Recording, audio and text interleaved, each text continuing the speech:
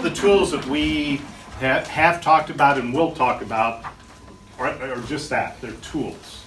They're things that we've seen and that are working around the world to help plant churches, get healthy churches, and get a church planting movement going around the world. There's nothing magic about any of these tools. None of them, the tools themselves, none of them came down as an edict from God, said thou shalt. But we found that they're very effective. And so that's what we're talking about is we're trying to give you handles, little things that you can use that are simple, biblically based, and reproducing.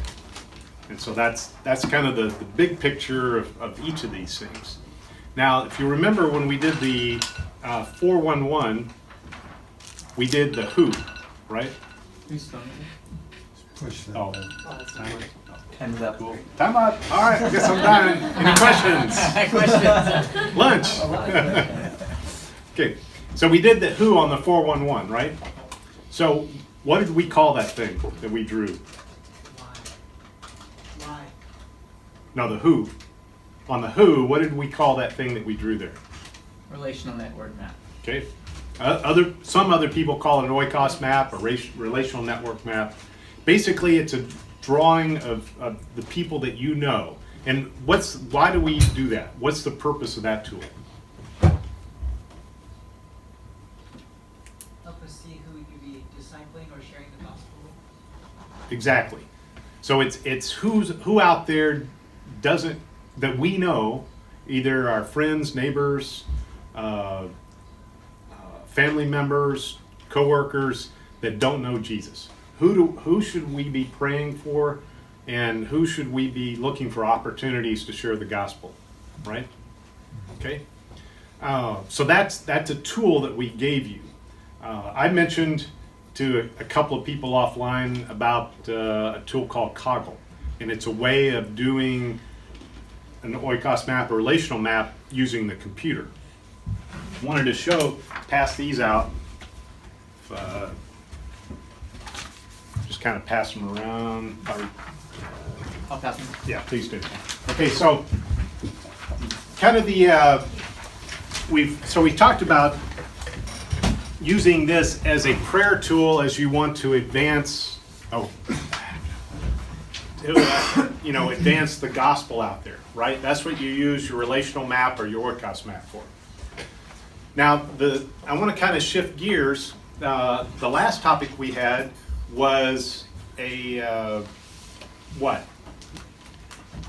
What did we just talk about right before me? Church circles. Say it again. I'm sorry. What Church was? health. Yeah. What was your name? Marshall. Marshall?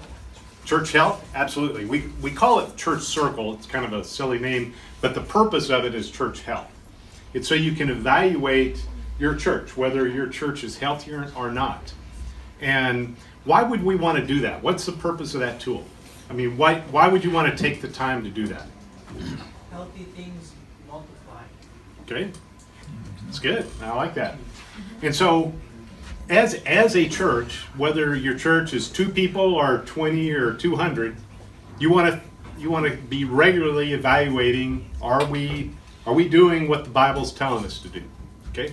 Well, one of the things that the Bible tells us to do is go multiply. We did that study early on, multiplying God's glory, where we talked about how all the way from Genesis 1, chapter 1, all the way to Revelation, God's all about multiplying His glory. And so it's not just about my church of 10 or whatever it is. My church should be multiplying, right?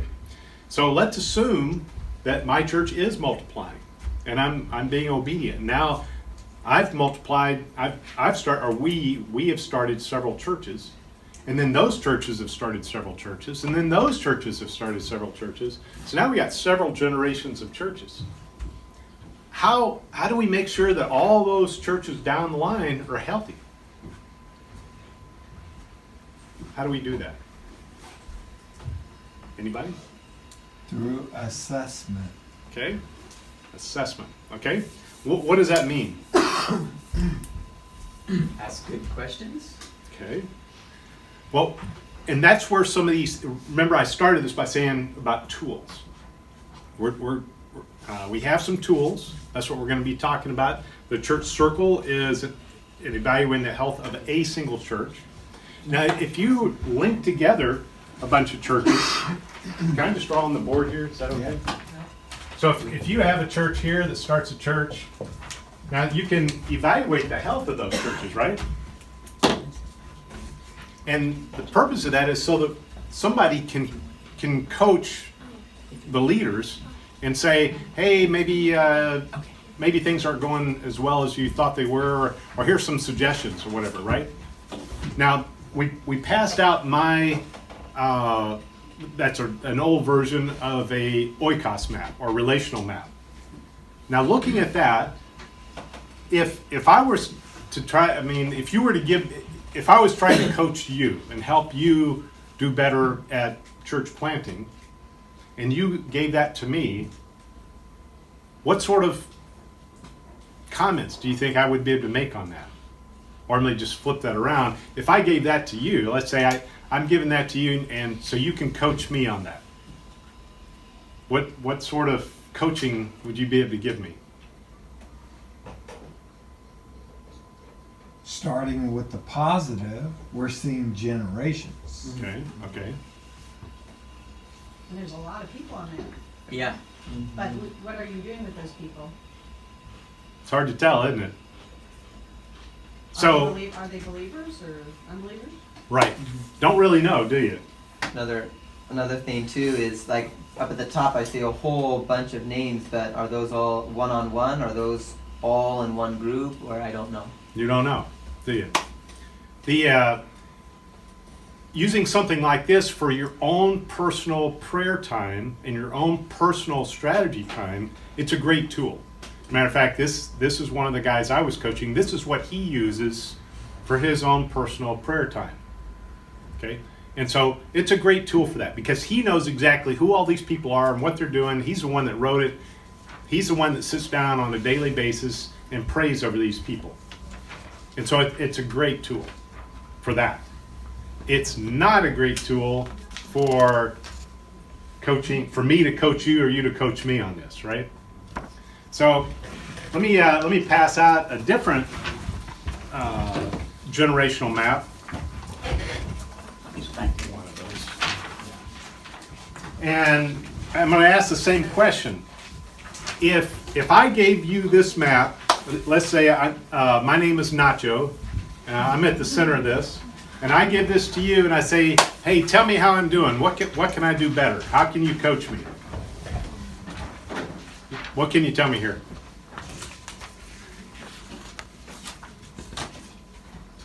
Say the name again, right? I'm at the center. I'm Nacho at the center. My name is Nacho. I gave you this generational map and I say, hey, how am I doing? What can you tell me how to do better? It looks like you're doing all the work yourself, and so maybe you could try to train some of these people so they could do it. It's good. It's good. First of all, wow, you're working really hard. Really This is hard. awesome. Yeah. Yeah. Good work. Yeah. What else can you tell me? I see 4 groups. 4 groups. Kind of four different groups. Okay. So Okay. can you tell me about the groups? Yeah. So you can't really figure out are they a church? Are they a group? Are they doing 3/3? Are they not? Has anybody been baptized? It's kind of hard to tell from that, right? I mean, we did where did the church circle thing go On the to? side. I'm sorry. I think she put it on the wall of the. Oh, bummer. Yeah, that would have been nice to just leave it up there. But at any rate, having an evaluation of each of those would have been really nice, right? So let me pass out another one. Keep one.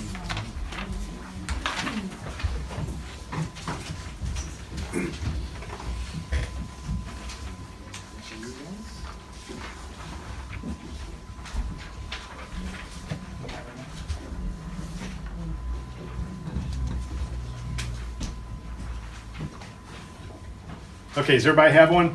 Okay, so tell me so if again, if me is in the middle of this is me, and I'm talking to you, you're my coach, and I'm asking you, what can you coach me on here? What can you tell me to do better?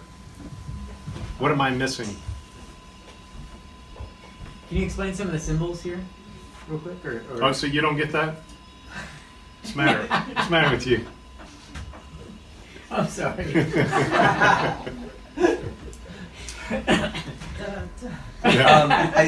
So something I'm seeing is I'm seeing a lot of names and there. I mean, I can see group churches being identified and things like that, but I'm not seeing like what kind of how's the health of the church doing. It's hard to tell. Right. Well, and actually, David, you played right into this Yeah. to this whole thing. So that's actually the whole point of this is that there actually is a ton of information on here.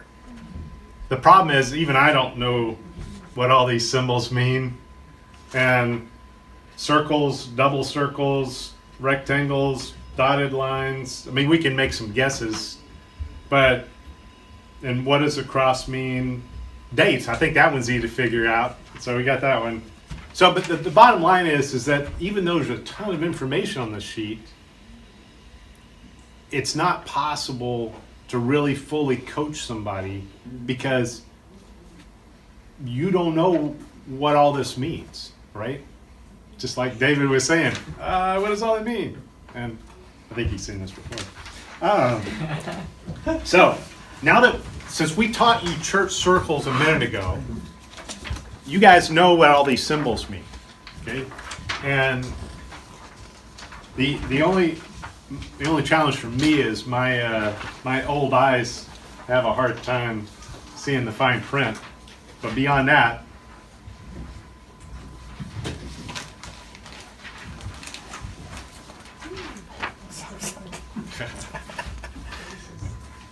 Yeah, the one circle is on the bottom. so what can you tell me? Let's just pretend my name was Chuck. What if you were coaching Chuck? What could you tell him about this? Good work. Seen multiple generations, so that's exciting.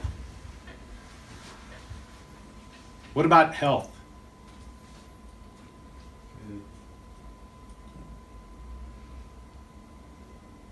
It's easy to distinguish what's in and what's out. What's a church, what's not a church? Okay. Be able to ask specific questions about specific churches. Okay. You know, what have you done to encourage, you know, Tabitha's church to move, you know, or what have you done to encourage whoever's church is the connecting point, as it were. Have you encouraged them to be encouraging Tabitha church to, Right. you know, to grow a little bit more or whatever. Right. So, you know, for example, you're picking on Tabitha because it's dead center. That's an easy one. And there's absolutely no symbol in the middle, and it's a dotted line. So, and there's 10 people in there, right? So that's a good one to pick on. So what's going on with Tabitha Church? So if you were coaching Chuck, that would be a good thing to say, okay, Chuck, so looks like Zach and Kathy, again, Callie, thank you, their church is really healthy, 29 people, that's pretty good. But then what's going on with the church that they're coaching? Why is, you know, now it says March, I don't know when this was printed. If that church was 1 week old, that would be one thing, right? Now, if that was March of 2016, what would that tell you? Failure to thrive. Yeah.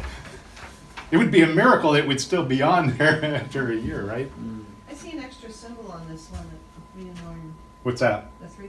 Ah. I think it's just the discipleship. What we did for the little the circles and everything. I think that's the replacement of that Right. discipleship. Yeah. The question is, Good question, Denise. if you just had this paper, would you be able to tell what that is? Yes. How do you know? Up in the top corner, there's an explanation. There you go.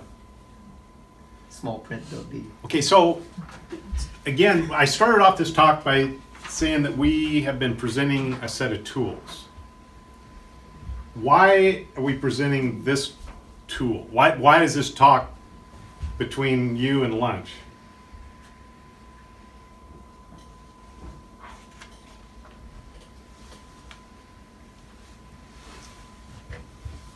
Because it's an easy tool to use and assess health as we pursue generational churches. And why would you want to invest time in doing these drawings? What are we really trying? What are you trying to get to? Healthy church. We want to see healthy church. As Chuck mentioned yesterday, that we're guaranteed that there will be heresy or false teachings or challenges coming into our church. Things that we just want to assess health downstream. Be able to. That's what the biggest complaint against starting lots of churches in a short amount of time is, and there, the problems with the church. So we need to have a good tool to assess church all the way. By God's grace, we'll see 4th, 5th generation churches in Japan. And someone asks us, well, what about that church? Do you know what's being taught there or what's happening? Well, yes, I do. Can I show you? And here's, anyway, being able to present something like this, not for the sake of pleasing other people, but for you to be faithful of what God's entrusted you with all the way downstream. Yes. Yeah, as a coach, I would say, like, where do you invest your time? Mm. Where do you spend Amen. Good one. Amen. Very good. Very good. The purpose of assessment is to know where you need to grow in and get stronger in there. It's not just to go, oh, okay, and then move on. I want to grow in it, like exactly what you said. Where do I want to invest my time? Where do I need to invest my time more? Absolutely. Okay. And the purpose of assessment is to encourage the person doing all this work. So don't just look for the shortcomings, look for the victories. Throw gas on that fire. So what do you call this? A generational map, or short, a gen map. Here's a question. At what point is it second generation versus... So, yeah. I'm sorry, is that okay? Can of worms. Oh, okay. That's okay. No, it's a great question. That's a hot potato amongst the Well, network. I mean, in general, in this, even you could use this as an example. So, I'll try to answer it this way. In the environment of like the United States, where quote everybody's already a Christian, what we've decided is that we're putting every generation on the map, and we're not going to worry about calling the numbers and everything else, because it's very difficult to get more than one generation of people who have never heard the gospel before in the United States. That's just not going to happen. As soon as you get a generation away, there's going to be somebody show up in your church that was an existing believer. And if you go with a puristic view, then you have to go back to generation 0. And that doesn't work in the United States. Now, in your environment, where there's very few existing Christians out there, what a lot of people say is that you start at generation 0. And when you get a brand new believer, Mrs. Hahn, for example, she just came to Christ 2 days ago. So, Lord willing, she's going to be out sharing the gospel. She's going to lead some people to Christ. She's going to start meeting with them. Now, she was generation from her own map. If she was at the bottom here, let me get this. If this was her circle, meeting with some other people, that would be generation 0, right? Now, as she starts to lead more people to Christ, and now those grow all amongst previously non-believers, you would increase the generations. I guess the real answer is I wouldn't lose any sleep over numbering these things. That's the real bottom line. Because who really cares?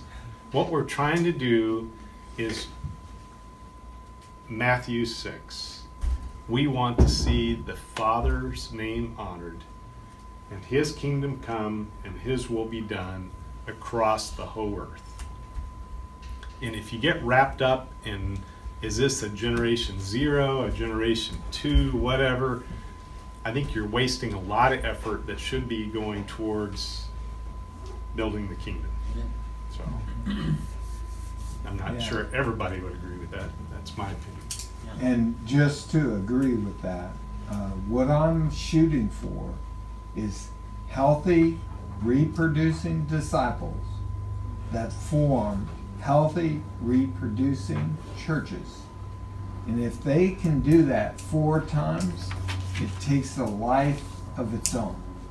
I'm no longer having to supervise all that to make it go. If we're getting to healthy, reproducing disciples, healthy, reproducing churches 4 times, it takes off. Okay. Any other questions? What do you mean by 4 times? You mean 4 generations down, you mean? Yes. Right. And to some degree, that comes from 2 Timothy 2:2. So if this is me, and I've started this church, and they've started a church, and they've started a church, by the time it gets down to here, I'm not directly supervising this anymore. I could, if I had enough energy, I could definitely supervise down to here. It gets really difficult down to here. It's nearly impossible for me to supervise that generation. So once we get down to there, then if those are healthy, then I know I've done my job well up here and passing on the DNA that is a reproducing DNA. What other questions? So for those of you in this room on Team Japan, what's going to keep you from doing this? Define this.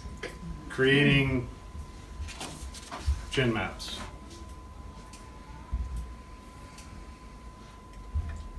The biggest thing is just obedience, being faithful to do it.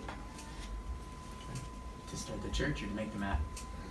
Well, both. But I can't make a map unless I have something to make a map of. Amen.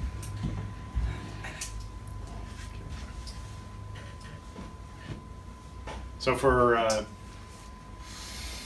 each of you, as you're praying through this and you're trusting that God is going to move across Japan, each of you are going to become leaders of many streams. And you're going to be looking for ways of coaching the people that are in your network. Today, David's going to be trying to coach you. In the weeks and months ahead, you'll be doing the same thing with many people that you've led to Christ and churches that you've started. So help David out right now. Keep feeding him this information so he can coach you properly. Mm-hmm. And then you can challenge him. You can challenge those that you lead to Christ to do the same thing in the days ahead.